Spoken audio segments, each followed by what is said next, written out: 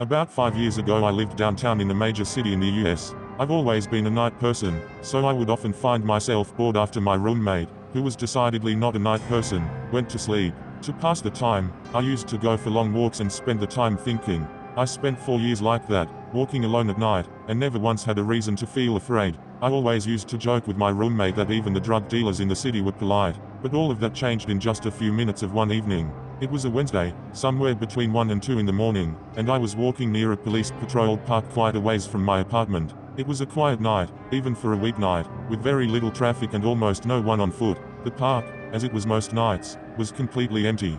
I turned down a short side street in order to loop back to my apartment when I first noticed him. At the far end of the street, on my side, was the silhouette of a man, dancing.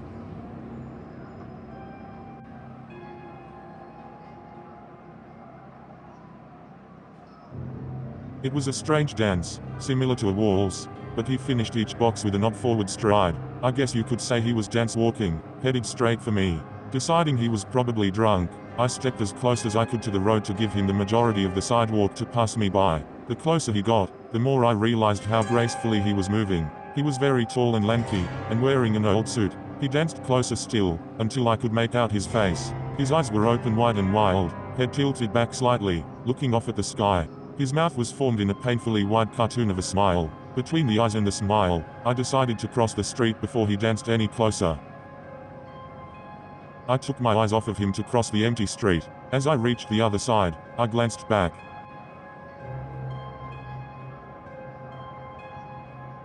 And then stopped dead in my tracks. He had stopped dancing and was standing with one foot in the street, perfectly parallel to me. He was facing me but still looking skyward, smile still wide on his lips. I was completely and utterly unnerved by this. I started walking again, but kept my eyes on the man. He didn't move. Once I had put about half a block between us, I turned away from him for a moment to watch the sidewalk in front of me. The street and sidewalk ahead of me were completely empty. I looked back to where he had been standing to find him gone.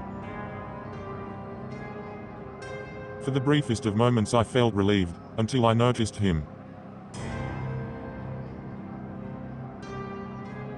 He had crossed the street, and was now slightly crouched down. I couldn't tell for sure due to the distance and the shadows, but I was certain he was facing me. I had looked away from him for no more than 10 seconds, so it was clear that he had moved fast. I was so shocked that I stood there for some time, staring at him. And then he started moving toward me again. He took giant, exaggerated tiptoed steps, as if he were a cartoon character sneaking up on someone. Except he was moving very, very quickly. I'd like to say at this point I ran away or pulled out my pepper spray or my cell phone or anything at all, but I didn't. I just stood there, completely frozen as the smiling man crept toward me. And then he stopped again, about a car length away from me, still smiling his smile, still looking to the sky. When I finally found my voice, I blurted out the first thing that came to mind. What I meant to ask was, "What do you want?" What came out was a whimper. What? Regardless of whether or not humans can smell fear, they can certainly hear it. I heard it in my own voice, and that only made me more afraid. But he didn't react to it at all. He just stood there, smiling. And then, after what felt like forever, he turned around, very slowly, and started dance walking away. Just like that. Not wanting to turn my back to him again, I just watched him go, until he was far enough away to almost be out of sight.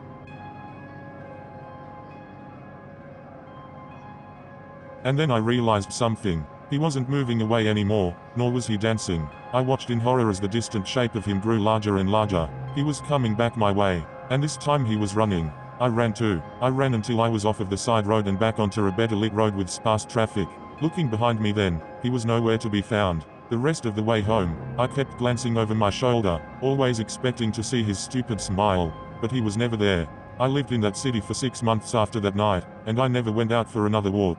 There was something about his face that always haunted me. He didn't look drunk. He didn't look high. He looked completely and utterly insane. And that's a very, very scary thing to see. Credited to Blue Tidal.